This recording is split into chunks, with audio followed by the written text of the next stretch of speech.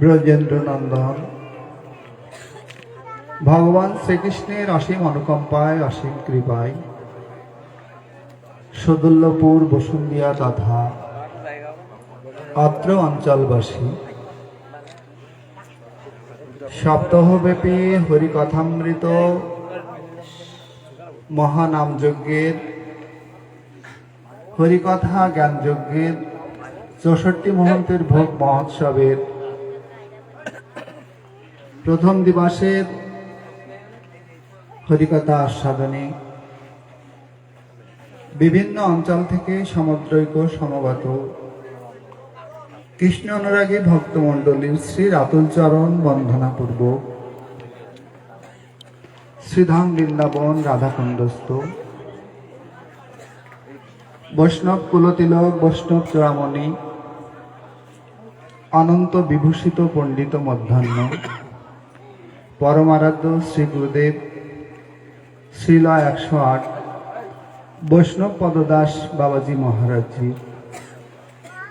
রাতুল চরণের কৃপাবসাদকে সম্বল করে সমগত গৌর ভক্ত মণ্ডলীর রাতুল চরণের কৃপাপ্রসাদকে সম্বল করে শ্রী শ্রী খুলেন্সি রাধা গোবিন্দ সেবাশ্রমের সেবাধ্যক্ষ পরমারাধ্য শ্রী গুরুদেব অনন্ত বিভূষিত পণ্ডিত মধ্যাহ্ন বৈষ্ণব চূড়ামণি পরম শ্রী গুরুদেব শিলা ১০৮ নারায়ণোত্তম গোস্বামী প্রভুপাদের শ্রী রাতুল চরণে ভূভূ শতকোটি দণ্ডবাদ প্রণীতিপূর্বক সপ্তাহ হরিকথা হরিবাসরের প্রথম দিবসে শুভ প্রারম্ভে দুটি হরিকথা আস্বাদনের সৌভাগ্য দান করিয়াছি, সৌভাগ্য প্রাপ্ত করিয়াছি। কৃপা করে আপনাদের রাতুল চরণের কৃপা প্রসাদ চরণধুলি দান করে এই অভাজনকে হরিকথা আস্বাদনে ধন্যাতি ধন্য করুন। নিতাই গৌর বিদেব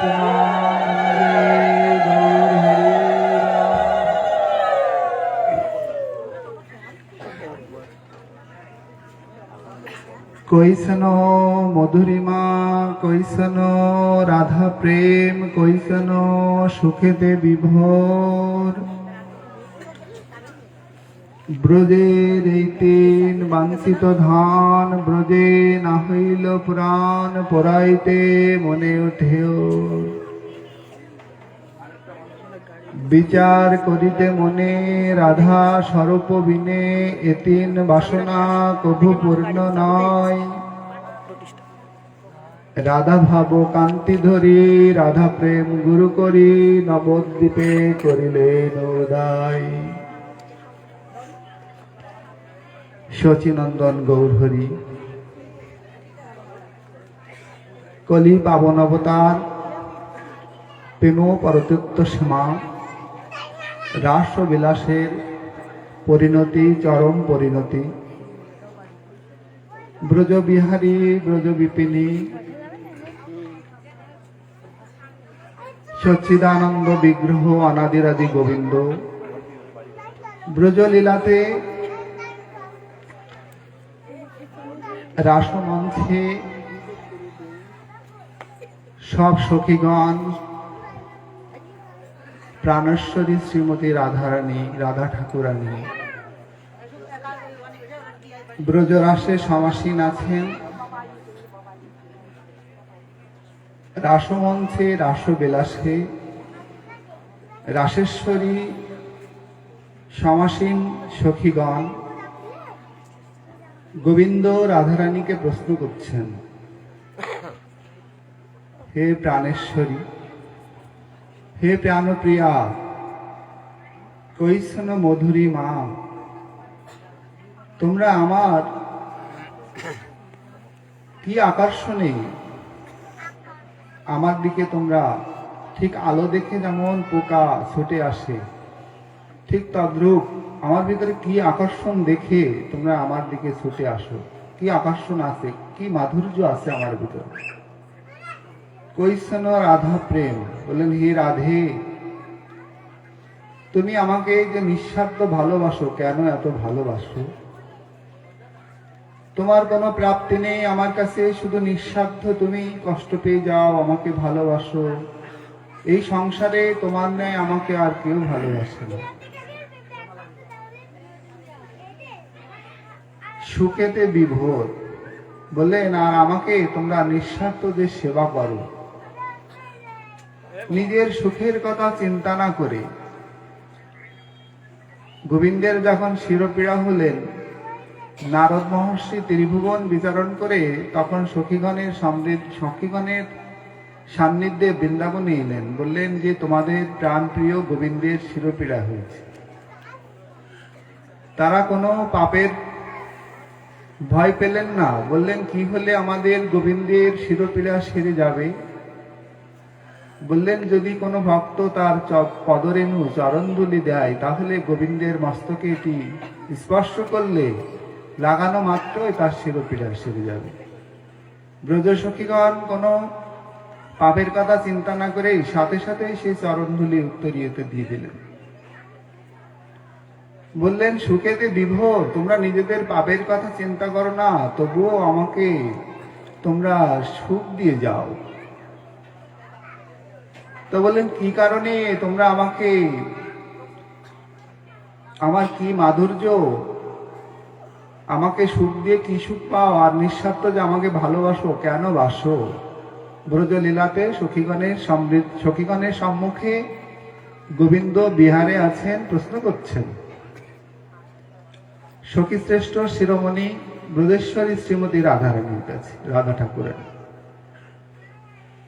তখন রাধা ঠাকুরানী উত্তর দিচ্ছেন যে কেন যে তোমাকে ভালোবাসি, আর কেন যে তোমাকে সুখ দিয়ে কি সুখ পাই, আর তোমার যে মাধুর্য কি, এটা তুমি বুঝবে না। তো বললেন আমি জগৎকে সৃষ্টি করেছি, জগতের প্রত্যেকটি প্রাণী আমার দ্বারা নিয়ন্ত্রিত। বুঝিয়ে বললে বুঝবো না কেন? কবিগুরু চরণে তাই বলেছেন কি যাতনা বিষে কবু আসি, বিষে দংশিনী যারে। বললেন যাকে সাপে দংশন করেনি, সে যেমন সাপের বিষাদ যন্ত্রণা বুঝতে পারে না, ঠিক তদ্রূপ বললেন যে হা রাধে, হা কৃষ্ণ, হা গৌর, বলে যে কাদার কি সুখ, ভগবানকে সেবা করে যে কি সুখ, আর ভগবানের যে কি মাধুর্যে আকর্ষিত হয়ে ভক্তগণ যে কেন ছুটে আসেন। আসার পথেই তা আলোচনা করছিলাম। বাবা শ্রী গুরুদেব এসেছেন সাথে, বলছিলেন আমাদের পার্শ্বদগণ যারা আসছেন তারা সবাই বলছিলেন যে বসুন্ধিয়া এখান থেকে আমরা গাড়িতে এলাম, প্রায় ঘন্টাখানেক সময় লাগলো, মনিরামপুর থেকে এসছি। আমাদের শুভঙ্কর দাদাজি পরম ভক্ত প্রবর, যিনি আজকে অনুষ্ঠানের আয়োজন করেছেন, আমাদের শ্রদ্ধেয় অরুণ দাদা, এতটা রাস্তা আমরা তো গাড়ির ভিতরে কত আরাম করে চলে এলাম। বললেন দাদারা সাইকেলে চলে যান, রাত্রে একটাই ছেড়ে দিয়ে কোনোদিন মনিরামপুরে চলে যান, 2টো বেজে যায় কোনোদিন প্রসাদ পেতে পেতে। সাইকেল চালায় এতটা দূরে চলে আসে। বললেন কি আছে এই নামে, কি আছে এই শীতের ভিতরে? 2জন মানুষ সাইকেল চালাতে চালাতে মনিরামপুর থেকে চলে আসে। রাধারানীর কাছে প্রশ্ন করছেন যে কি সুখ পাও আমাকে সুখ দিয়ে? বিচার করিতে মনে রাধা স্বরূপ বিনে 3 বাসনা কবু পূর্ণ নয়। বললেন এটি তুমি বুঝবে না। বললেন কোনোদিনও কি বুঝবো না? বললেন বুঝবে, যদি কখনো রাধা হয়ে জন্ম নাও, তখন রাধারানী যে কি সুখ পায় এটা তখন বুঝতে পারবে। তখন সেই ব্রজলীলাতে ভগবান তখন চিন্তা করলেন, বিচার করিতে মনে রাধা স্বরূপ বিনে 3 বাসনা কভু পূর্ণ নয়। রাধা ভাবো কান্তি ধরে রাধা প্রেম গুরু করি নবদ্বীপে করিলেন উদয়। কলি পাবন অবতার শ্রীমান চৈতন্য মহাপ্রভু জগতের জীবকে উদ্ধার করার জন্য, কলি পাবন, পাবন শব্দের অর্থ উদ্ধার কর্তা, বললেন এই কলি যুগ জীবকে উদ্ধার করার জন্য তিনি রাধারানীর সেই প্রেমকে গুরু করে নবদ্বীপে শচীনন্দন গৌর হরিরূপে জন্ম নিলেন। জীবেরও নিস্তার লাগি নন্দসুত হরি ভুবনে প্রকাশ হলেন গুরুরূপ ধরি। আর তিনি কি হলেন? সেই ব্রজবিহারী এই জগতের জীবকে সেই কলি পাবন অবতারের সেই বাণীকে প্রচার করার জন্য তিনি গুরুরূপে এলেন, এই কলি যুগের জীবকে উদ্ধার করার জন্য। সেই গৌরের যে বাণী, গৌরের যে কথা, গৌরের যে গুণগাথা, সেই প্রচার হবেন আগামী এক সপ্তাহে। সেই হরিকথা প্রচার, হরিকথা কথামৃত আস্বাদনের নিমিত্তে আমরা এখানে সমবেত হয়েছি সুধীজন। আজকে এখানে আমাদের শ্রী গুরুদেব সমাসীন আছেন। শ্রী গুরুদেবের গুরুমুখেই আমরা হরিকথা শুনব। তার প্রারম্ভেই গুরুদেব আশীর্বাদ করে কৃপা করে দুটি কথা বলার আদেশ দান করেছেন। গুরুদেবের আদেশকে শিরোধার্য করে সামান্য সময় দুটি কথা আলাপন।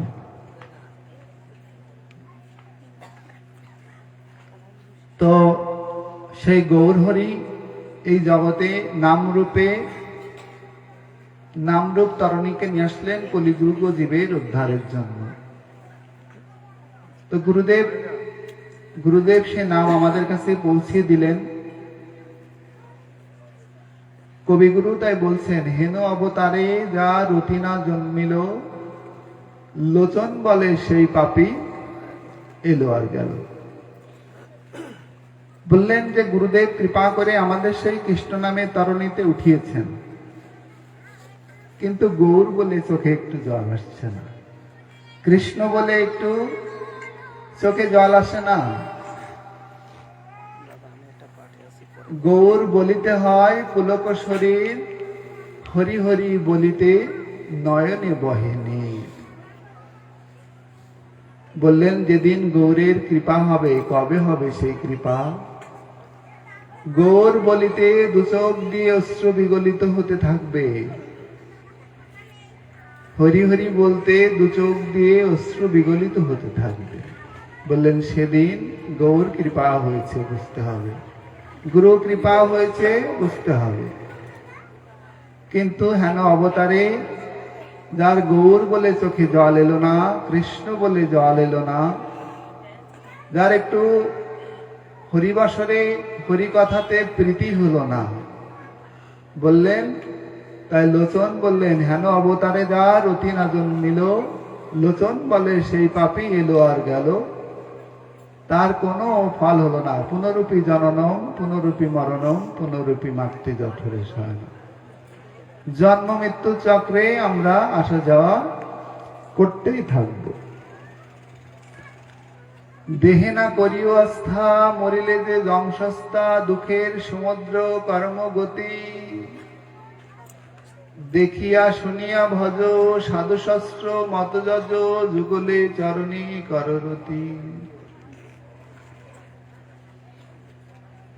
প্রেম ভক্তির মহারাজ নরোত্তম দাস ঠাকুর মহাশয় জগতের জীবকে জানাচ্ছেন, বলেন এই যে পঞ্চমহাভূতে দেহ পেয়েছ, এই দেহে আস্থা করো না, গৌরের চরণে একটু রতি করো, গৌরের চরণে একটু মতি ভক্তি করো। যদি এই দেহে আস্থা করো তাহলে নরকই হবে। নৃদেহ আদ্যাম সুলভাম সুদুর্লভম পলবম সুকল্পম স্বাত্মহ। ভাগবত জানাচ্ছেন যে দুর্লভ মনুষ্য জন্ম পেয়ে শুধু দুর্লভ নয়, সুদুর্লভ। ভাগবত জানাচ্ছেন যে গন্তব্যবিহীন যাত্রা কখনো সফল হয় না। শাস্ত্র জানাচ্ছেন কি, শাস্ত্রটা একটু হরিতকির মতো। শাস্ত্র কথা একটু প্রথমেই নিরস লাগলেও অন্তিমে সেটির ফল অত্যন্ত মিষ্টদায়ক হয়। বললেন যে দুর্লভ মনুষ্য জন্ম পেয়েও যিনি গন্তব্য স্থির করতে পারেননি, ভগবান ব্রহ্মাদেব যখন ভগবানের নাভিপদ্ম থেকে সৃষ্টি হলেন, তিনি সৃষ্টির আদেশ, ভগবান বিষ্ণু ভগবান তিনি ব্রহ্মাকে সৃষ্টির পরামর্শ দিলেন। তিনি অনন্ত সৃষ্টি করলেন, ভগবান মনুষ্য সৃষ্টির কথা বললেন। তিনি প্রারম্ভেই চতুর্ষণকে সৃষ্টি করলেন। চতুর্ষণ প্রশ্ন করছেন যে পিতা কি করতে হবে। চতুর্ষণ 4 জন পুত্র, সনক, সনত, সনাতন, সুনন্দন, সনত কুমার প্রশ্ন করছেন যে পিতা কি করতে হবে। আমরা তো জন্ম নিয়েছি, আমাদের প্রশ্ন এখনো কি মনে কি সেই প্রশ্নটা জেগেছে যে আমরা তো মনুষ্য রূপে জন্ম নিয়েছি, পিতার কাছে কি কোনোদিন প্রশ্ন করেছি? প্রথম কথাই বললেন পুত্রগণ 4 জন। শৌনকাদিকে নৈমিষারণ্যে হরিকথা শ্রবণের জন্য গিয়েছেন মহর্ষি গর্গ। তো গর্গকে হরিকথা বলার জন্য অনুরোধ করছেন, যিনি কৃষ্ণের নাম রেখেছিলেন।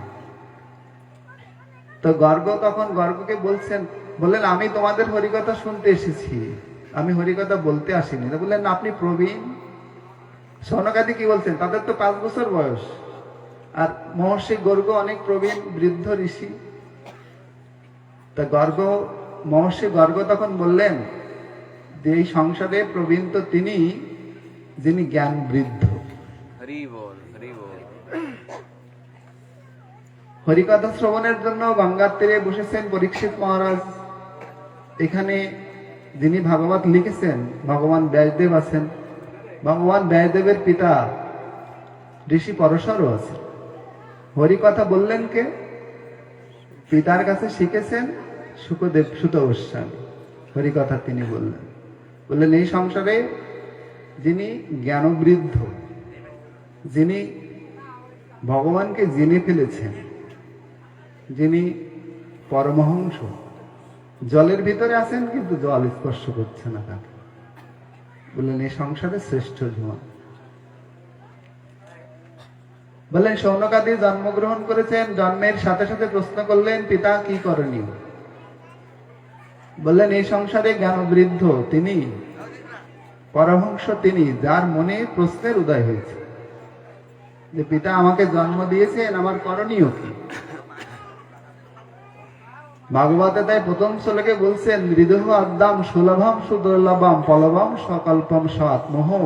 বললেন যার মনে এই প্রশ্নটি এখনো জন্মগ্রহণ, যে যার হৃদয়ে এখন এই প্রশ্নটি এখনো জাগেনি, যিনি এখনো ঘুমিয়ে আছেন, তাকে আত্মহত্যাকারী বলেছেন। ভাগবত নিজেই বলছেন যে তিনি আত্মহত্যাকারী, যে মনুষ্য জন্ম পেয়েছি, কিন্তু মনুষ্য জন্ম পেয়ে আমার কি করণীয় গতি করতে হবে। লীলা কথা শুনলাম, কেঁদে কেটে ভাসিয়ে দিলাম। শুভঙ্কর দেবদের বাড়িতে গিয়েছিলাম, খুব কীর্তন হয়েছে, বাবা খুব ভালো পাঠ করলেন, দাদাজি এসেছিলেন, খুব ভালো পাঠ করলেন। যদি প্রশ্ন করা যে ভালো পাঠ তো করলেন, খুব জোরে কীর্তন হয়েছে, সেটা কি ভালো পাঠ? না উচ্চস্বরে কীর্তন হয়েছে সেটা ভালো পাঠ? না কীর্তনেরা ভালো কীর্তন করেছে সেটা ভালো? ভালোটা কি?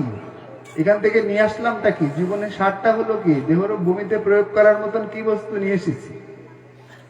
সার কথাই হচ্ছেন ভালো কথা।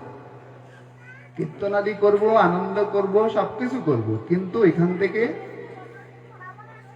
এই দেহরূপ শরীরে এখানে প্রতিদিন হরিকথারূপ যে পুষ্প, আমরা এখান থেকে হরিকথারূপ পুষ্প যে মূল্যবান কথা শুনবো, সেটিকে যদি একটি পুষ্প বলি, তাহলে বিবেক রূপ সুতায় সেই প্রতিদিন এখান থেকে যে কটি পুষ্প সংগ্রহ করতে পারবো, বিবেক রূপ সুতায় প্রতিদিন গেথে গেথে গলায় পরব। একটা ফুলের মালা দিয়ে কখনো ভগবানের সেবা হয়? একটা সুতা দিয়ে একটা মালা গাঁথলাম, একটা ফুল দিলাম, কত সুন্দর একটি মালা দিয়েছেন, কতগুলো ফুলের সমাহারে একটা মালা হয়েছে, তারপরে না কণ্ঠে দিলে সুন্দর হয়েছে।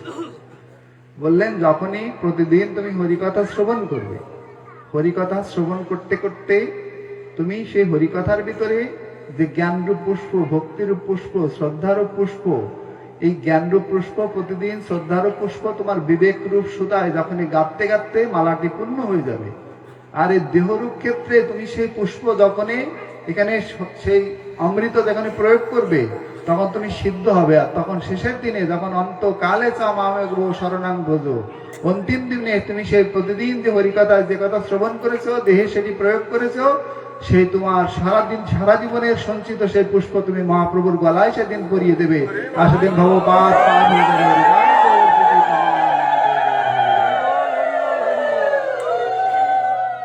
বললেন বিবেক রূপ সুতায় সে পুষ্প তো গাঁথতে হবে, প্রতিদিন হরিকথা থেকে কিছু তো নিয়ে যেতে হবে। তো বললেন নিয়ে যেতে হবে, সেটা কি?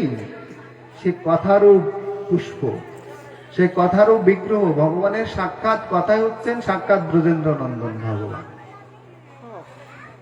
শৌনকাদি বলছেন যে পিতা জন্ম হয়েছে কি করতে হবে? প্রশ্ন করলেন। বললেন যদি প্রশ্ন না জাগে, আত্মার চেতনা না জাগে, তাকে আত্মহত্যাকারী বলেছে। পিতা বললেন যাও ভজন করো। কি করতে বললেন?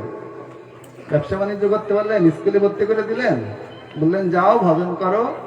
ভজন করতে লাগলেন, তপস্যায় সিদ্ধ হলেন। বর প্রার্থনা করতে বললেন পিতা, তারা বর চাইলেন। 5 বছরের বালক রূপে থাকতে যাই, বৃদ্ধ হবো না, অনেক কথা, আমরা ওদিকে যাবো না। আমরা একটা লক্ষ্যের দিকে গেছি। আমরা প্রথমে পাঠের আজকে গন্তব্য বিষয় হচ্ছে লক্ষ্য বস্তু কি, আমাদের কোন লক্ষ্যে পৌঁছাতে হবে। প্রথম আমাদের আলোচনার প্রসঙ্গই ছিল যে লক্ষ্যবিহীন যাত্রা কখনো সফল হয় না। যে আজকে শুভঙ্কর দাদার বাড়িতে এখানে হরিকথা হচ্ছেন, এটি ছিল লক্ষ্য। লক্ষ্য স্থির না করলে এখানে আসতে পারতাম না। তাহলে মনুষ্য জীবনেরই একটি লক্ষ্য আছে। তো সেই লক্ষ্যটা কি? সন্তান উৎপাদন করা, বড় ব্যবসা বাণিজ্য, গাড়ি বাড়ি করা? তাহলে লক্ষ্যটা কি? সৃষ্টি, স্থিতি আর প্রলয়। এই সংসারে প্রত্যেক মানুষের জীবনকে, ঋষিরা জীবনকে 3টি স্তরে বিভাজিত করেছে। সৃষ্টি, পিতার ঔরস দ্বারা মাতৃগর্ভে আমরা সৃষ্টি হয়েছি। স্থিতি, কিছু কাল এখানে থাকতে হবে। ভগবান তাতে আমাদের ত্রিতাপ জ্বালা দিয়ে সৃষ্টি করেছেন। এই জন্ম মৃত্যু চক্রে ঘুরতে ঘুরতে দুঃখ, বেদনা, কষ্ট, রোগ, শোক ইত্যাদি, এর ভিতরে কি করতে হবে? স্থিতিকাল, কিছু কাল আমরা এখানে থাকবো। এই কিছু কালের ভিতরে কিছু সঞ্চয় করতে হবে। সেটি কি? ভগবানের কাছে আমরা কিছু প্রতিশ্রুতি দিয়ে এসেছিলাম। ভগবান সৃষ্টি করেছো, দুর্লভ মনুষ্য জন্ম দিয়েছো, ভজন করব। ভজন করে কি করব? তুমি হচ্ছে কৃষ্ণ শব্দের অর্থ আকর্ষক, সর্ব আকর্ষক। চুম্বককে যেমন আকর্ষণ করে, বললেন তিনি হচ্ছেন অনাদি, তিনি হচ্ছেন বৃহৎ চুম্বক। বললেন আমার হৃদয়ে তিনি জীবাত্মা স্বরূপ আছেন, ছোট্ট বিন্দু রূপে, খুব ক্ষুদ্র। চুলের ভাগবতে আছে চুলের অগ্রভাগের 10,000 ভাগের 1 ভাগ রূপে আছেন। বললেন ওটা বড় চুম্বক কি করবে? তাহলে ছোট চুম্বকটাকে আকর্ষণ করবে। তো বললেন কৃষ্ণ আকর্ষণ করছে, কিন্তু আমরা ভগবানের কাছে যেতে পারছি না কেন? বললেন মারা গেলে তাহলে তো ওই ছোট চুম্বককে আকর্ষণ করে কৃষ্ণ নিয়ে যাবেন। বললেন চুম্বকে কাদা লেগে গেছে। বললেন কি কাদা লেগে গেছে? বললেন ভজন করেনি, হরিবাসরে যায়নি, মিথ্যা বলেছি, অসৎ আচরণ করেছি, খারাপ দৃষ্টি দেখেছি, পা দিয়ে লাথি কুটো মেরেছি, হাত দিয়ে কিলঘুষি মেরেছি, জিহ্বা দিয়ে হরিকথা বলিনি। বললেন এই সব পাপ ওই আত্মাতে লেগে গেছে। এই জন্য কৃষ্ণ টানছেন, আকর্ষণ করছে বটে, কিন্তু এই চুম্বকে যেতে চায়, কিন্তু পাপের কারণে যেতে পারছে না। গন্তব্য হচ্ছে আমাদের ভগবত চরণ। ভগবতের চরণেই আমাদের যেতে হবে। ওই লক্ষ্যবস্তু যিনি স্থির করে, যার হৃদয়ে প্রশ্ন জেগেছেন যে ভগবান হে পিতা, আমি জন্ম নিয়েছি, কিন্তু আমাকে যেতে হবে কোথায়, আমার করণীয় কি? পিতা প্রথম উপদেশ করলেন যদি ওখানে যেতে হয় ভগবত চরণে, তাহলে ভজন করতে হবে। আবার তিনি শিব ঠাকুরকে জন্ম দিলেন। শিব ঠাকুরও প্রশ্ন করলেন ভগবান কি করতে হবে, পিতা কি করতে হবে? বললেন ভজন করো। 10 পুত্রকে জন্ম দিলেন, মরিচি, অত্রিয়ঙ্গির, আপুলস্ত, পুলহ, পুরুত, বশিষ্ঠ, অথর্ব, দক্ষ, নারদ। তারা প্রশ্ন করলেন হে পিতা কি করতে হবে, করণীয় কি? বললেন ভজন করো। মনু শতরূপাকে জন্ম দিলেন, তাদেরকেও বললেন জন্ম ভজন করো। মনু শতরূপার 5 পুত্র, প্রিয়ব্রত, উত্তানপাদ, আপতি, প্রসূতি, দেবতী, তারাও মনু শতরূপার কাছে প্রশ্ন করলেন, বললেন ভজন করো। তাহলে সৃষ্টির প্রারম্ভ থেকে যারা আমাদের পিতা, পরম পিতা, মনু মহারাজ থেকে তো আমাদের জন্ম। তাহলে তারা উপদেশ করেছেন এই সংসারে যদি ভগবানকে পেতে হয় একমাত্র উপায় হচ্ছে ভজন। ভজন ছাড়া ভগবানে যাওয়া, ভগবানের চরণ পাওয়া কখনো সম্ভব না। বিনোদ বাবার কথা বলতে বলতে আসছিলাম বাবার সাথে আজকে। বিনোদ বাবার কাছে এক ভক্ত প্রশ্ন করছেন যে বাবা ভজন কাকে বলে? আমরা তো 9টি ভজনের কথা জানি, 9টি উপায়ের কথা জানি। অর্চন, বন্ধন, পাদসেবন, দাস্যশোক, পাত্র নিবেদন, শ্রবণ, কীর্তন, স্মরণ। এই যে শ্রবণ কীর্তনে আজকে শ্রবণ কীর্তন অঙ্গে আমরা আছি। কিন্তু বিনোদ বাবার কথা একটু আগে পরে না বললেই নয়। বাবার সাথে বলতে বলতে আসছিলাম যে বিনোদ বাবা ঠাকুর রামকৃষ্ণ পরমহংসদেবের জন্মতিথিতে গেছেন। উনি একজন গভর্নমেন্ট এমপ্লয়ার ছিলেন, সরকারি চাকরিজীবী। তো রামকৃষ্ণদেবের জন্মতিথিতে গেছেন, তো একটা কথামৃত দিয়েছেন রামকৃষ্ণদেবের জীবনী। তখন জীবনীটা উনি খুব পড়ুয়া মানুষ, অনেকে আছে খুব পড়ুয়া মানুষ। আমি দেখেছি আমার কয়েকজন মানুষ পড়ুয়া পেয়েছি যে নতুন বই কিনলে তিনি বই না পড়াটা শেষ না হলে ওঠেন না। এরকম অনেক। আমাদের পোস্ট অফিসের একজন ডিজি আছেন, মনিরামপুরের বাড়ি, পরিচিত, উনি বিদেশে আছেন, মাঝে মাঝে কথা হয়, অনেক বড় মাপের একজন মানুষ। তা তিনিও খুব পড়ুয়া মানুষ। বিনোদ বাবা উনি খুব পড়ুয়া মানুষ। এক রাত্রে সেই রামকৃষ্ণ কথামৃত গ্রহত্ব পাঠ করেছেন, পরের দিনে গিয়ে চাকরি ছেড়ে দিয়েছেন। 7 বছর ধরে গুরুদেব খুঁজে বেরিয়েছেন। কতদিন? 7 বছর লেগেছে। তাহলে ওতে কি জানলেন, কি জানার পরে চাকরি ছেড়ে দিলেন? বললেন একটা কথায় তার জীবনে বৈরাগ্য চলে আসলো। তিনি একজন সরকারি চাকরিজীবী। বললেন জেনেছেন এই ভবসমুদ্র থেকে গুরুদেব ছাড়া উদ্ধার করতে পারেন। গুরুদেব হচ্ছে ভবনদী পার করার কর্তা, জীবেরও নিস্তার লাগি নন্দসুত হরি, ভুবনে প্রকাশ হলেন গুরুর উপদরি। এই ভবসমুদ্রে আমরা হাবুডুবু খাচ্ছি, গুরুদেব কি আনলেন কি? হাবুডুবু খাচ্ছি, তাহলে বাঁচার কি? মহাসমুদ্রে যখন পড়ে গেছে তখন একটি কোনো তৃণ হলেও আমরা সেটিকে আঁকড়িয়ে ধরবো। তো বললেন গুরুদেব একটা নৌকা নিয়ে আসলেন, সে নৌকা কি? নামরূপ তরণী। সে গুরুদেব কৃপা করে আমাদের সে দীক্ষা দিয়ে সে নামরূপ তরণীতে উঠালেন এই জগতের সব জীবকে উদ্ধার করার জন্য। বললেন নৌকায় উঠলে তো আর ডুবার ভয় নেই। তিনি সবাইকে কৃষ্ণ নামে দীক্ষা দিয়ে দিলেন। সে এই সংসার রূপ সমুদ্রে নামরূপ তরণীতে গুরুদেব আমাদেরকে উঠিয়ে দিলেন। বিনোদ বাবা তখন প্রশ্ন করলেন বিনোদ বাবাকে যে সংসারে যে ভজন কাকে বলে। তাহলে আমরা তো 9টি ভজনের কথা বললাম। তাহলে যিনি এত উপলব্ধি, যার এক রাত্রে একটা বই পড়ে তার জ্ঞান চৈতন্য খুলে গেল, তিনি বললেন যে তিনি বৈরাগ্য নিলেন, 7 বছর ধরে খুঁজলেন। আমি গতদিনই আমি জেনেছি যে ওনার গুরুদেবের নাম কি, যে এত সৌভাগ্যবান ব্যক্তি, যে এত একজন। অনেক সময় গুরুদেবের কারণে ভগবত প্রাপ্তি হয় শিষ্যের, আবার অনেক সময় শিষ্যের কারণে ভগবত প্রাপ্তি হয় গুরুদেবের। এমন মহান শিষ্য যার এত তীব্র বৈরাগ্য, একজন সংসারী। একটা কথা শুনে জগৎ শেঠ যেমন শুনলেন যে পিতা বাসনায় আগুন দেবে না, জগৎ শেঠ কি শুনলেন? বাসনায় আগুন দেবে না, বেলা যে যায়। উনি শুনলেন জীবনের বেলা যে যায়, বাসনায় আগুন দেবে না, বৈরাগ্য এসে যাবে। বেদে 1,20,379 শ্লোক, ভাগবতে 18,000, চৈতন্য চরিতামৃতে 16,000, গীতায় 700, 1,00,000 শ্লোক আমাদের রামায়ণে। এত এত শ্লোক জীবন পরিবর্তন হওয়ার জন্য দরকার নাই। একটি শ্লোক, দোকানে অনেক ঔষধি থাকে, সব অসুখ ছাড়ার জন্য দরকার হয় না। একটি ঔষধে মাথা ব্যথা এসে যায়।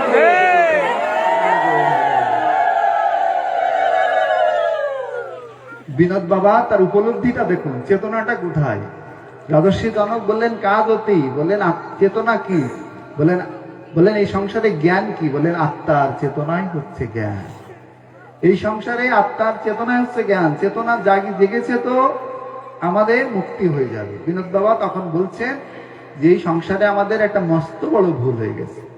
এই ভুল শুধরিয়ে নেওয়ার নামই হচ্ছে ভজন। কথাটি বারবার মনের খাতায় ডায়েরিতে লিখে নেন। কি বললেন? যে এই সংসারে আমাদের একটা মস্ত বড় ভুল হয়ে গেছে, সেই ভুলকে শুধরিয়ে নেওয়ার নামই হচ্ছে ভজন। তা কি সেই ভুল? ভুলটা কি? বললেন এই সংসারে আমরা আপনকে পর করেছি আর পরকে আপন করেছি, সেটি হচ্ছে ভুল। বললেন যেদিন এই আপনকে আপন করতে পারবো আর পরকে পর করে দিতে পারবো, সেদিনই হচ্ছেন আমাদের ভজন করা হবে। তো বলেন কি সেই আপনকে পর করেছি, পরকে আপন করেছি? দেখেছেন যাত্রা আমরা নাটক করি, তো যখন যাত্রা নাটকের মঞ্চে আমরা বসে উঠি, তখন যাত্রা শেষ হয়ে গেলে ওই নায়কের সাথে যিনি নায়িকা থাকেন তিনি ওই নায়কের সাথে কি বাড়ি চলে যান? যান কি? কেন যান না? বলেন দুজন দুজনের বাড়িতে চলে যান। কেউ প্রজা সাজে, কেউ নায়ক সাজে, কেউ নায়িকা সাজে। নাটকের মঞ্চে আবার যার যার পিতার গৃহে, যার যার স্বামীর গৃহে, যার যার বন্ধুর গৃহে ফিরে যান। বললেন আগের জন্মে এখানে তুমি কে তোমার পিতা ছিল, কে তোমার মাতা ছিল, কে তোমার বন্ধু ছিল জানো কি তুমি? এই জন্মে যে তোমার স্বামী আছেন, পরের জন্মে সে পুত্র হতে পারে, পরের জন্মে সে তোমার পিতা হতে পারে। পরের জন্মে সে শূকর, বিড়াল, কুকুর, বৃক্ষ রূপে জন্ম নিতে পারে। বললেন এই সংসার রূপ রঙ্গমঞ্চে তুমি নাটকের জন্য এসেছো, অভিনয়ের জন্য এসেছো, এখানে এসেছো, লক্ষ্যবস্তু হচ্ছে ভজন। বললেন ওই নায়কের সাথে যিনি নায়িকা ছিলেন, অভিনয় করেছেন, বললেন যদি ওই নায়িকা নায়কের সাথে চলে যায় তাহলে বুঝতে হবে তার চরিত্রের গোলমাল আছে, কি আছে। অভিনয় করার জন্য এসছো, কিন্তু তুমি কামুক হয়ে গেছো, ওই জন্য নায়ক নায়িকার সাথে চলে গেছো। এই সংসারে যিনি স্বামীর সাথে, পিতার সাথে, পুত্রের সাথে তুমি এখানে যে সংসার রূপ রঙ্গমঞ্চে অভিনয় করতে এসছো, সে আপনকে, যিনি এই সংসারে প্রতি জন্মে তোমার স্বামী, যিনি তোমাকে মহাসমুদ্রের ওপার থেকে কি সঙ্গীত ভেসে আসে, আয়না তোরা আয়না ছোটে, সে ওপার থেকে তিনি ডাকছেন, ওহে পুত্র তোরা ওপারে কি করছিস, ফিরে আয়, ঘরের ছেলে ঘরে ফিরে আয়। বলেন সেই আপন পিতাকে, আপন জগৎ স্বামীকে, জগৎ বন্ধুকে তোমরা পর করে এই রঙ্গমঞ্চে নাটকের নায়কের সাথে তোমরা পালিয়ে যাচ্ছ, নায়কের সাথে নায়িকার সাথে তোমরা পালিয়ে যাচ্ছ। বললেন এটা ভালো লক্ষণ নয়, এটা খারাপ লক্ষণ। লক্ষ্যবস্তু কি, যেখান থেকে এসেছি সেখানেই ফিরে যেতে হবে। লক্ষ্যবস্তু, এই লক্ষ্যকে স্থির করো, তাহলে যেখানে এসেছো গন্তব্য সফল হবে। আমাদের স্থির কি, গন্তব্যটা ঠিক রাখতে হবে। এই গন্তব্যটা ঠিক রেখেই যদি আমরা ভজন সাধন করতে পারি তাহলে আমাদের ঠিক হবে। বাসুদেব বিপ্রের কথা আমরা সবাই জানি, নবদ্বীপে বাসুদেব বিপ্রের আরেকজন ভাই ছিল, তা বলছেন যে দাদা বৃন্দাবনে যাচ্ছি, যাবে? বড় ভাই বলছেন যে ভাই বৃন্দাবনে যাচ্ছি, যাবে কে তুমি? তা বললেন সবে মাত্র বিয়ে করেছি। বাসুদেব বিপ্রকে রেখে ভাই দাদা বৃন্দাবনে চলে গেলেন। বাসুদেব বিপ্রের বিয়ে হয়েছে, স্ত্রী পুত্র সন্তানাদি হয়েছেন। একদিন গায়ে কুষ্ঠ ব্যাধি দেখা দিয়েছেন। কুষ্ঠ তখন স্ত্রীকে ডেকে বলছেন দেখো তো গায়ে কি হয়েছে। বললেন তোমার তো কুষ্ঠ হয়েছে। বাসুদেব বিপ্র তখন ঘরে মিটিং হচ্ছে পুত্রদের নিয়ে, স্ত্রী তখন মিটিং করছেন। বাবা খুব ভালো বলেন, বাবা বলবেন, আমি প্রশ্ন উত্থাপন করে যাচ্ছেন, বাবা তার উত্তর দিয়ে যাবেন। তখন বাসুদেব বিপ্র তখন ঘরে মিটিং হচ্ছে যে বাবাকে এখন কুষ্ঠ হয়েছে, এটা তো ছোঁয়াচে রোগ, অন্যদের হতে পারে, বাবাকে এখন ঘরের বাইরে রেখে দিতে হবে। যে স্ত্রীকে কামনা বাসনা বশত ভগবত চরণের দিকে ডাকলেন, দাদা গেলেন না। কোথায় গেলেন? স্ত্রী পুত্র সে কামনা বাসনায় থেকে গেলেন। স্ত্রী পুত্র ঘরে মিটিং করছে, শুধু গায়ে একটু ঘা পাচড়া হয়েছে, তাই মিটিং করছেন, বাবাকে বাইরে রেখে দাও। বাসুদেব বিপ্রের সে দুঃখ দুর্দশার কথা তো আপনারা জানেন। লগার মাথায় করে জল দিতেন, খাবার দিতেন, গা পচে পোকাগুলো পড়ে যাচ্ছেন, গলে গলে খসে খসে পড়ে যাচ্ছেন। তখন কাঁদছেন বাসুদেব বিপ্র যে স্ত্রী পুত্র সবাই ত্যাগ করে দিয়েছে, তোরাও ত্যাগ করে দিস না। পোকাগুলো ধরে ধরে আমার ঘায়ের করে দিচ্ছেন। শুনেছেন শ্রীবাসাঙ্গিনায় হরি কীর্তন গুণমহিমা হচ্ছেন, মহাপ্রভু এসেছেন কীর্তন করতে। তিনি অনেক কষ্ট করে গড়াতে সেই শ্রীবাসাঙ্গিনায় যখন গিয়েছেন, তখন গিয়ে শুনছেন যে এখানে নাম সংকীর্তন হচ্ছিল, কীর্তন আচার্য নিমায় এসেছিলেন এখানে নাম করতে। বললেন হ্যাঁ এসেছিল। তা বললেন কই তারা? বললেন চলে গেছে।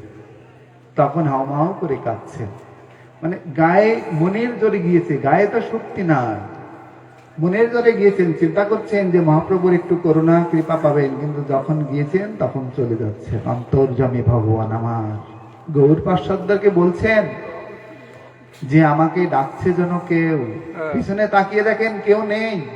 বললেন পিছনে তাকিয়ে যিনি ডাকছেন তাকে দেখা যায় না। অনন্য চিন্তায়ন্ত মাং যোজনা বর্জ্যপাশাদে তেসাং নিত্য অভিযুক্ত নাম জগৎসমম মহম। অন্তর্যামী মহাপ্রভু আমার, তিনি সেই কীর্তনস্থলিতে এসে দেখেন বাসুদেব বিপ্র সেই মহাপ্রভুকে স্মরণ করে হামাও করে কাঁদছেন। বললেন বাসুদেব, মুখ উঁচু করেই দেখেন যে প্রভু যাকে চোখের দুফোঁটা অশ্রু বিগলিত করে ডেকেছিলেন। বললেন প্রভু তুমি এত কৃপাময় দয়ালু, আমি তো তোমাকে দেখেছিলাম, তুমি তো চলে গিয়েছিলে। বললেন কেউ যদি চোখের দুফোঁটা অশ্রু দিয়ে আমাকে ডাকে, আমি কি চলে যেতে পারি রে? সনাতন দুটি রুটি দিয়ে মহাপ্রভুকে ডাকতেন, দুটি রুটি দিয়ে গোবিন্দকে ডাকতেন। সনাতনকে বলতেন যে সনাতন একটু লবণ দে এর ভিতরে, লবণ ছাড়া খেতে আমার খুব কষ্ট হয় রে। বললেন আমি তোমাকে লবণ দিতে পারবো না, যারা লবণ দিতে পারে তুমি সেখানে চলে যাও। গোপাল যখন সে বিগ্রহ থেকে সাক্ষাৎ বিগ্রহ হেঁটে চলে যাচ্ছেন, বলেন সনাতন চলে গেলাম। বলেন তুমি চলে যাবে, অন্তত শেষের বার প্রণাম করার জন্য একবার অন্তত তোমার চরণে প্রণাম করি। যখন কৃষ্ণ বলে চোখের দুপুটা অশ্রু বিগলিত করে চরণে দুহাত প্রসারিত করে ষষ্টাঙ্গে প্রণাম করলেন, তখন সেই সনাতনকে বুকে জড়িয়ে ধরে নিলেন। বললেন যে চোখের জল দিয়ে আমাকে আহ্বান করে, আমি কি তাকে ছেড়ে চলে যেতে পারি রে? আমি ভক্তবৎসল ভগবান নিতাই গৌর।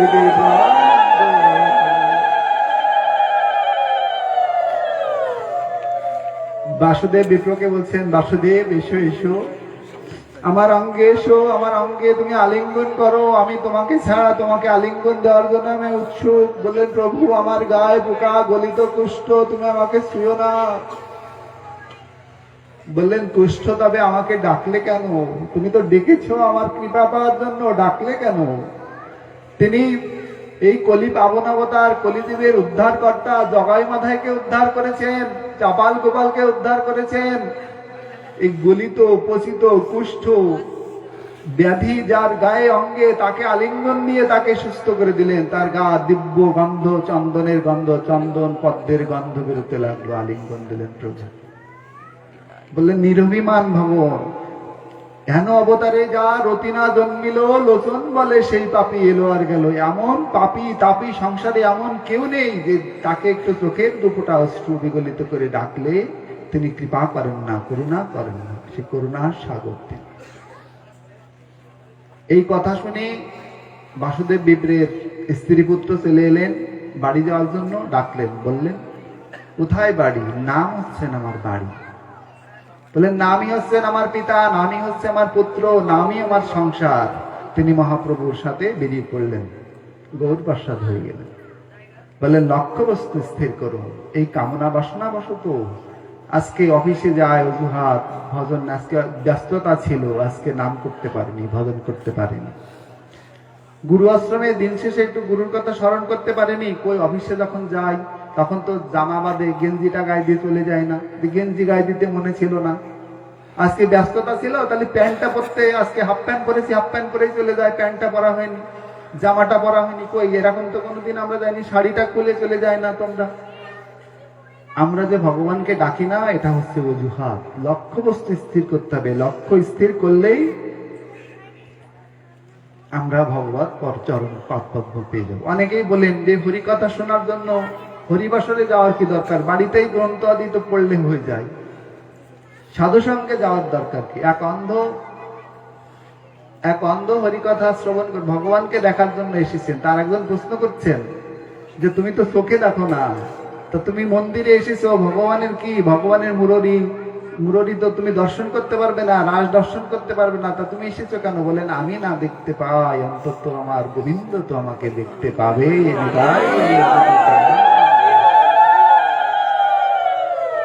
চেত দর্পণ মার্জন ভব মহাদাবাগ্নি নির্বাপনম শ্রেয় কৈরব চন্দিকা বিতরণম বিদ্যাবত জীবনম আনন্দ অম্বদিবর্ধনম প্রতিপাদম পুণ্যমৃতস্বদনম সর্বাত্মনম পরম বিজয়তে শ্রীকৃষ্ণ সংকীর্তনম। মহাপ্রভু চৈতন্য চরিতামৃতে বললেন চিত্তরূপ দর্পণকে মার্জন করো।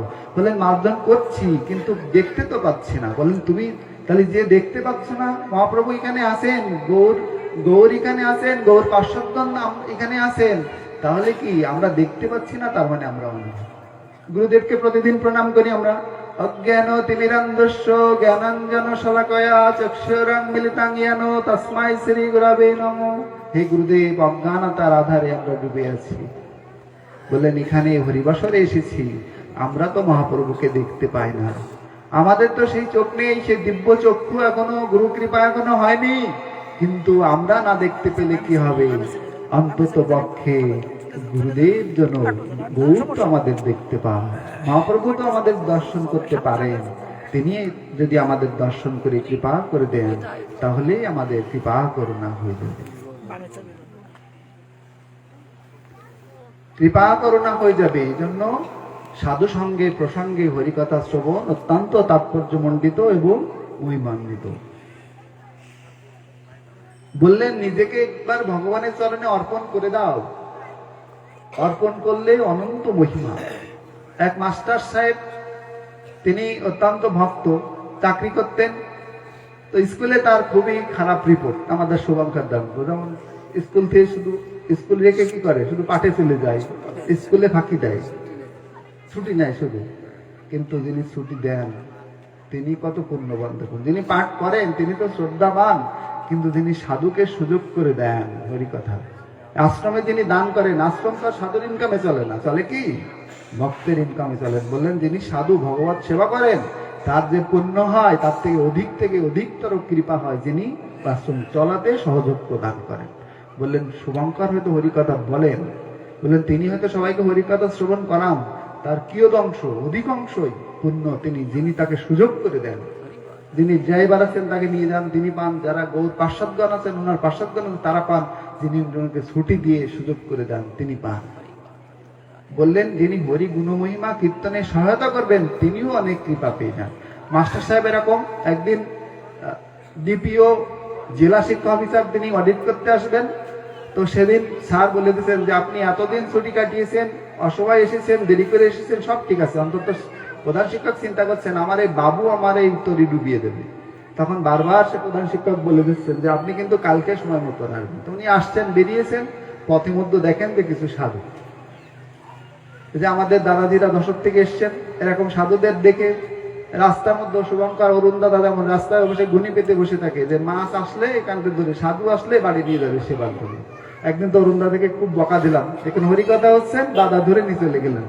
সাধুকে বলা তো খুব অপরাধ হয়ে যায়, সাধুর লক্ষণ কিন্তু এটি, উনি কিছু মনে করেননি। তো এরকম মাস্টার সাহেব কি করেছেন, সে অডিটের কথা ভুলে গেছে। সাধুদের নিয়ে সেবা যখন করেছেন, সেবা করার পরে তখন তো 1টা-1.5টা বেজে গেছে, তখন স্কুলে এসেছেন। স্কুলে আসে তখন মনে পড়েছেন যে আজকে ডিপিও স্যার আসবেন। তখন ডিপিও স্যার আসবেন, তখন স্কুলে গেলে প্রধান শিক্ষক বাবুকে ডাকছেন, বাবু শীঘ্রই আসুন, এদিকে আসুন, এদিকে আসুন। তাহলে আপনি আবার আসলেন যে? তা বললেন আমি আবার এলাম মানে আমি কি আগে এসেছিলাম? বললেন হ্যাঁ এসেছিলেন তো, ডিপিও স্যার তো সব প্রশ্ন আপনাকে করলো, আপনি কত সুন্দর হিসাব দিলেন, কত সুন্দর চমৎকার উপস্থাপনা করলেন, এই স্বাক্ষর করলেন খাতায়, দেখুন। যে খাতায় স্বাক্ষর করেছে দেখে যে সেখানে সাধু মানুষ, তো সেখানে চন্দনের গন্ধ বেরোচ্ছে। বলেন হা মহাপ্রভু, হা গৌর, আমি সারা জীবন তোমাকে ভজন করলাম কিন্তু তোমাকে দেখতে পেলাম না। সাক্ষাৎ গৌর এসে কি করেছেন, সেই শিক্ষকের হাজিরা খাতায় হাজিরা দিয়েছে। তিনি সেখানে স্বাক্ষর করেছেন ভক্তের চাকরিকে রক্ষা করার জন্য অনন্য চিন্তায়ন্ত মাং যোজনা বর্জু বসাতে, যে ভক্ত আমার জন্য তার ভক্ত সেবার জন্য নিজের সবকিছু ত্যাগ করবে, বলে আমি তার বোঝা নিজেও মাথায় করে বহন করে নেব।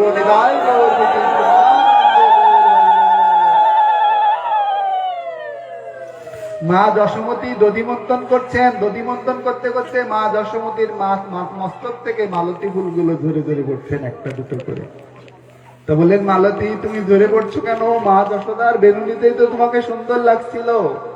তো মালতী তখন পাশের পদকর্তাকে বলছেন যে হৃদয়ে সতত গোবিন্দের চিন্তন হয়, যে হৃদয়ে সর্বত গোবিন্দের ভাবনা হয়, তার মস্তকে আমি ফুল রূপেও ভার হয়ে থাকতে পারিনি। সবাই হৃদয়ে বুকে হাত দিয়ে বলুন তো, এখন এই যে হরিকথা হচ্ছে, এখন কি সংসারের কোনো বোঝা মাথায় আছে? বিনা সম্পত্তি, রোগ ব্যাধি ইত্যাদি কোনো বোঝা কি মাথায় আছে? বললেন হরিগুণ মহিমা যখন এই হৃদয়ে সতত স্মরণ হয় তখন কোনো চিন্তা হৃদয়ে থাকে না, সব চিন্তা তখন নেমে যায়। তো বললেন যে হরিকথা সাধু সঙ্গে শুনতে হবে কেন? বাতাস তো সর্বত্র আছে, বাতাস কোথায় আছে? বাতাস নেই কোথায়? আর ভগবান নেই কোথায়? ভগবানও সর্বত্র আছেন, বাতাসও তো সর্বত্র আছেন। কিন্তু যখন এই বাতাসটা বাঁশির ভিতরে ঢুকিয়ে ফু দেওয়া হয় তখনই অত্যন্ত সুমধুর তার সুমধুর সুর ওঠে। বলেন ভগবান সর্বত্র আছেন বটে, বাতাস সর্বত্র আছেন বটে, কিন্তু তিনি যখনই বাঁশির ভিতরে ঢুকিয়ে ফু দেওয়া হয় তখন যেমন মধুর তান ওঠে। ভগবান সর্বত্র আছেন, কিন্তু সাধু সঙ্গে প্রসঙ্গে যখন হরিকথা হয় সে হরিবাসরে মন্দিরে বিক্রি ভগবানের প্রকাশটাকে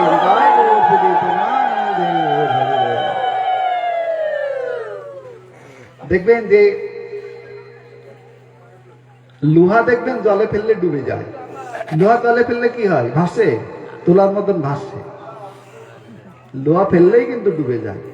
কিন্তু লোহাকে যখন কোনো শুকনো কাঠের সাথে সংযুক্ত করে দেওয়া হয়, কি হয়, ভাসে না ডুবে? বলেন হাজার হাজার মন লোহা, একটা জাহাজের ইঞ্জিন কত, হাজার হাজার মন, লক্ষ লক্ষ মন ওজন। যখনই এই কাঠের সাথে জাহাজের সাথে সংযুক্ত করে দিয়ে নদীতে ভাসিয়ে দেওয়া হয়, ওই ইঞ্জিন ওই জাহাজকে ডুবে যায়? বলেন ডুবে যায় না। এই সংসারে যারা পাপী তাপী আছে, কলি পাবন অবতার শ্রীমান মহাপ্রভু বলে দিয়েছেন, যখন এই পাপী তাপীও সাধু সঙ্গে প্রসঙ্গে হরিকথা শ্রবণ করবে, তাদের কৃপা হয়ে যাবে। দেখেছেন যে গাছে যখন আম হয়, আম যখন জ্যৈষ্ঠ মাসে পেকে যায়, তখন অধিকাংশ আম যখন পেকে যায়, তখন গাছের মালিক সেটাকে পেড়ে সুন্দর করে ঝুড়িতে সাজিয়ে ডালায় নিয়ে বসুন দিয়ে বাজারে যায়। তার ভিতরে দুটো একটা কাঁচা আমও থাকে, থাকে কি? এই দুটো একটা কাঁচা আম কি করে, ওই কাঁচা আম কি বেছে বেছে বিক্রি হয়? কি হয়, সব আমগুলো তখন পাকা আমের দরে বিক্রি হয়ে যায়। বলেন যারা ভজন করেছেন, ভজনের সাথে, ভজন সিদ্ধদের সাথে যারা ভজন করেননি, হরিবাসরে এসেছেন, এই সাধু সঙ্গ স্বরূপ এই যে যারা ভজনশীল মানুষ এসেছেন, যাদের ভজন নাই, কখনো ভজন সাধন করেননি, তারাও এখানে হরিকথা আসলে তারা মহাপ্রভু সেই পাকা আমের দামে তাদেরকে উদ্ধার করে দেবে।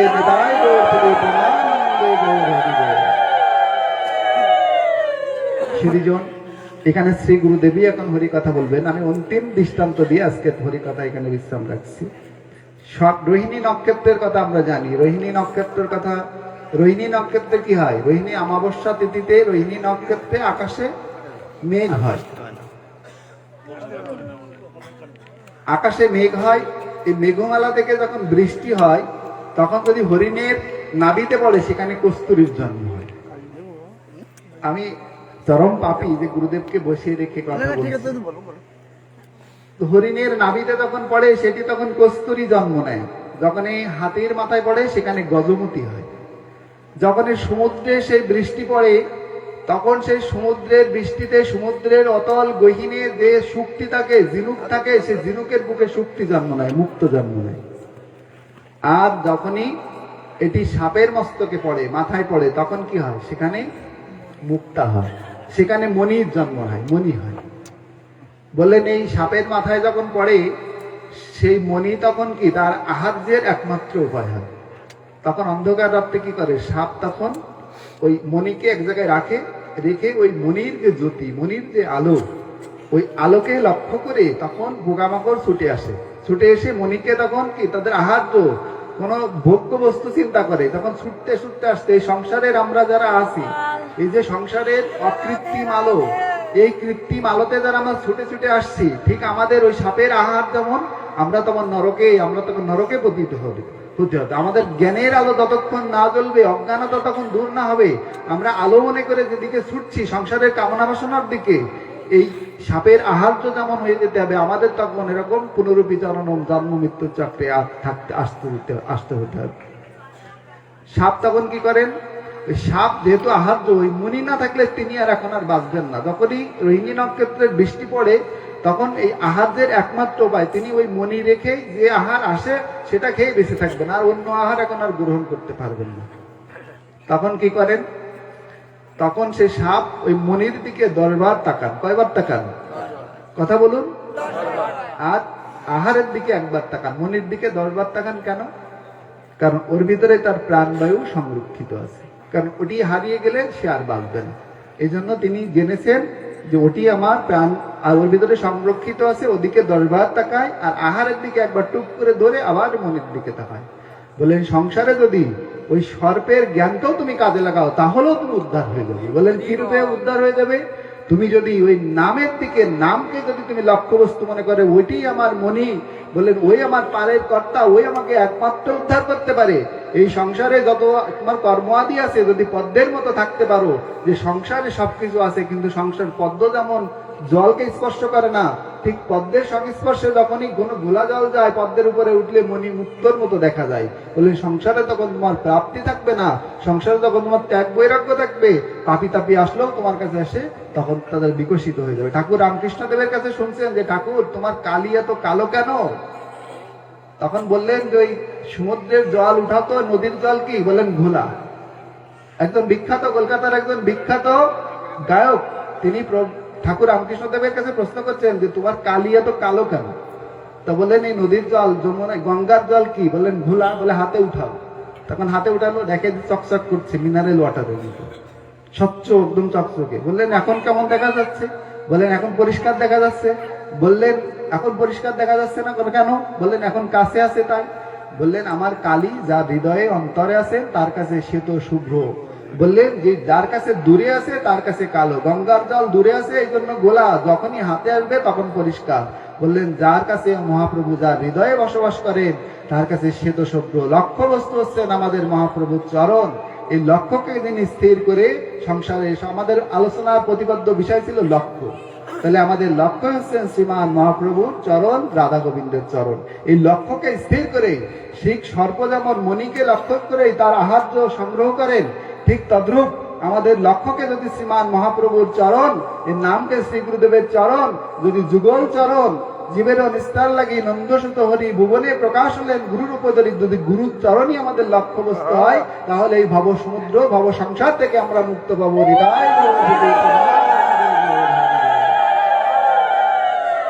শুধুজন আমাদের লক্ষ্য স্থির, শুধুজন আমাদের লক্ষ্য স্থির হোক এ প্রত্যাশা। হরিকথা আমরা শ্রী গুরুমুখে শুনবো। গুরুদেবকে বসিয়ে রেখে আমি অত্যন্ত ধৃষ্টতা অপরাধ করেছি, শুধুজন আমাকে ক্ষমা সুন্দর দৃষ্টিতে দেখবেন। গুরুদেবের চরণে ক্ষমা ভিক্ষা চাইছি। এখন আপনাদের যে বহুল প্রতীক্ষিত আজকে অনুষ্ঠানের যিনি মধ্যমণি, আমাদের ভগবানের দ্বিতীয় স্বরূপ শ্রী গুরুদেব, তিনি এই ব্যাসাসন অলঙ্কৃত করেই হরিকথা আস্বাদন করাবেন। আমরা তার প্রত্যাশায় শ্রী গুরুদেবকে ব্যাসাসনে স্বাগত জানিয়ে আমরা শ্রী গুরুদেবের মুখে হরিকথা আস্বাদনের সে পিপাসায় অপেক্ষা করছি। নিতাই গৌরপতি প্রেমানন্দ জয় হরি।